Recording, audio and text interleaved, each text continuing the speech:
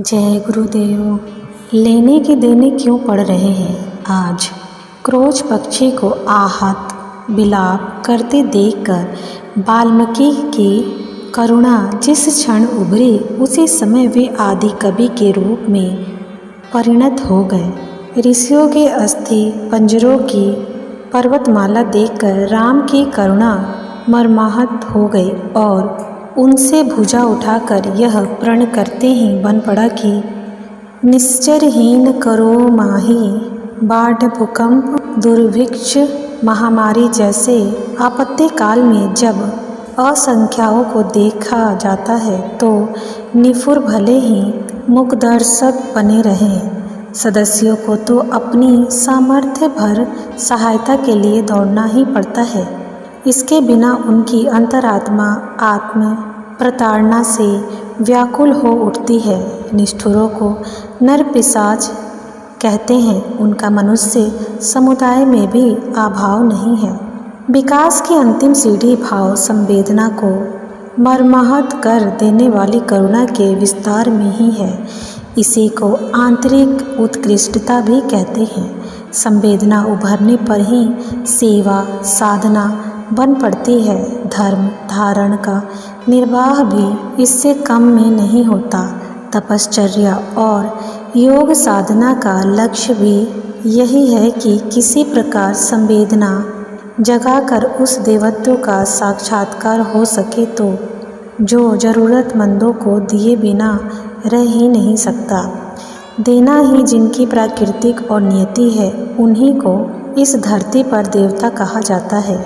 उन्हीं का अनुकरण और अभिनंदन करते विवेकवान भक्तजन देखे जाते हैं। देने की प्रकृति वाली आत्माओं का जहाँ संगठन समन्वय होता रहता है, उसी क्षेत्र को स्वर्ग के नाम से संबोधित किया जाने लगता है। इस प्रकार का लोक या स्थान कहीं भले ही ना हो, पर सत्य है कि सहृदय सेवा भावी उदार चित्ता न केवल स्वयं देव मानव होते हैं, वरन कार्य क्षेत्र को भी ऐसा कुछ बनाए बिना नहीं रहते जिसे सर्वोत्तम अथवा सतयुग का सामयिक संकरण कहा जा सके।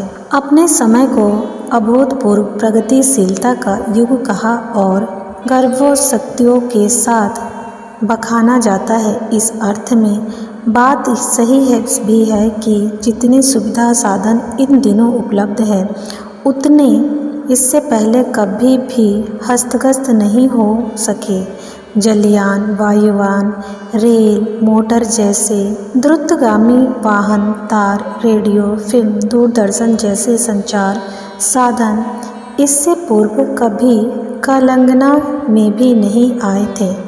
कल कारखानों का पर्वतकार उत्पाद सर्जरी अंग प्रत्यारोपण जैसी सुविधाएं भूतकाल में कहाँ थी।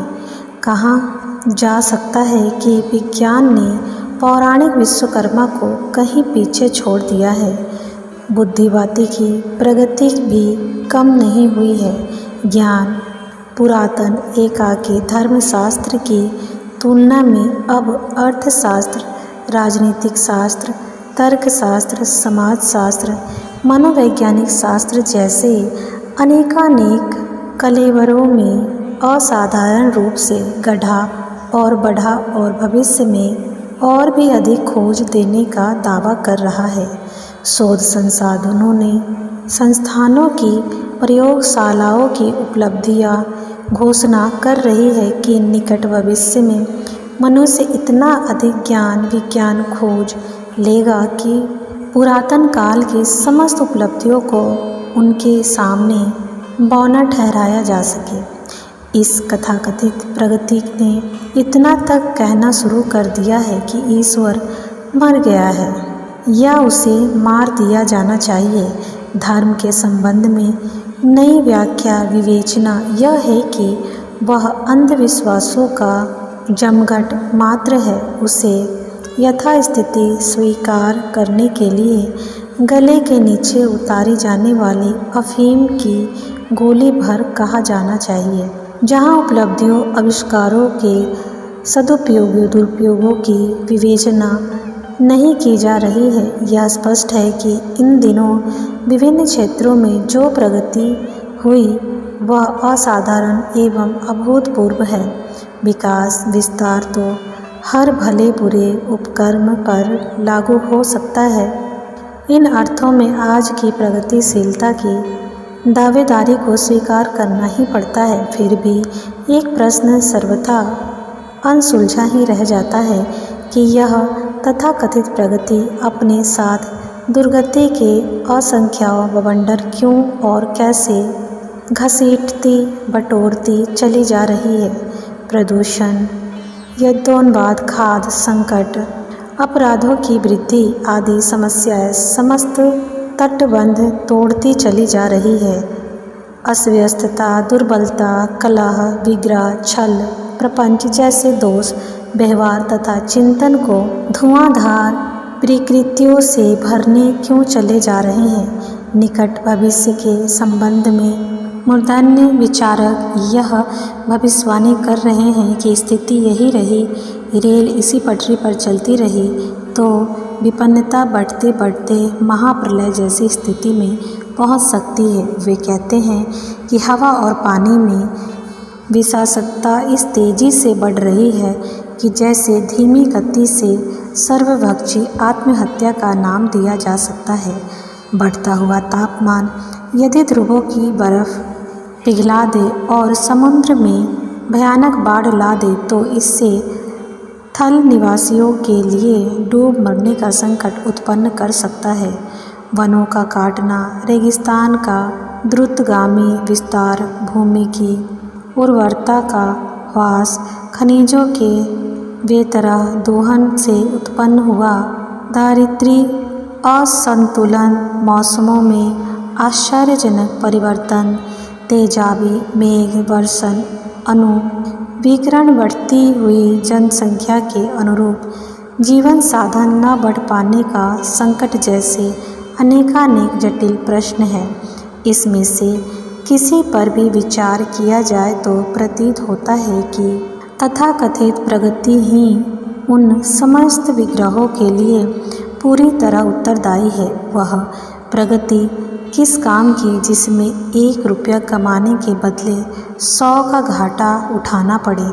आश्चर्य इस बात का है कि आखिर यह सब को क्यों हो रहा है एवं कैसे हो रहा है, इसे कौन करा रहा है। आखिर वह चतुराई कैसे चूक गई जो बहुत कुछ पाने का सरंजाम जुटाकर अलादीन का नया चिराग जलाने चली थी।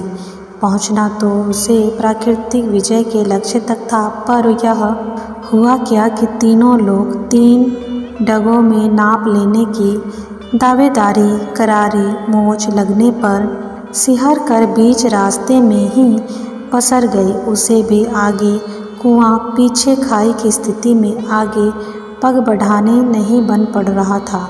सांप बिच्छू की इस स्थिति के जैसे कैसे उबारा जाए जिसमें ना निगलते बन रहा है और ना ही उगलते। फूटे घड़े में पानी भरने पर वह देर तक ठहरता नहीं है। चलनी में दूध दोहने पर दुहारू गाय पालने वाला भी खिन्न भिन्न रहता है। ऐसे ही कुछ भूल मनुष्य से भी बन पड़ी है, जिसके कारण अत्यंत परिश्रम पूर्वक जुटाई गई उपलब्धियों को हस्तगत करने पर भी लेने के देने पड़ रहे हैं। परंतु स्मरण रहे कि असमंजस्य की स्थिति लंबे समय तक टिकती नहीं। मनुष्य की बुद्धि इतनी कमज़ोर नहीं है कि वह उत्पन्न संकटों का कारण न खोज सके और शांत चित्त होने पर उसे समाधान न खोज सके। बड़प्पन को कमाना ही पर्याप्त नहीं होता, उसे स्थिर सुस्थिर रखने और सदुपयोग द्वारा लाभान्वित होने के लिए और समझदारी, स्थिरता और सूझबूझ चाहिए। भाव संवेदनाओं से भरे पूरे व्यक्ति ही उस रीति नीति को समझते हैं जिसके आधार पर संपदाओं का सदुपयोग करते बन पड़ता है। अपने समय के लोग इन्हीं भाव संवेदनाओं का महत्व भूल बैठे और उन्हें गिराते गवाते चले जा रहे हैं। यही है वह कारण जो उपलब्धियों को भी विपत्तियों में परिणत करके रख देता है।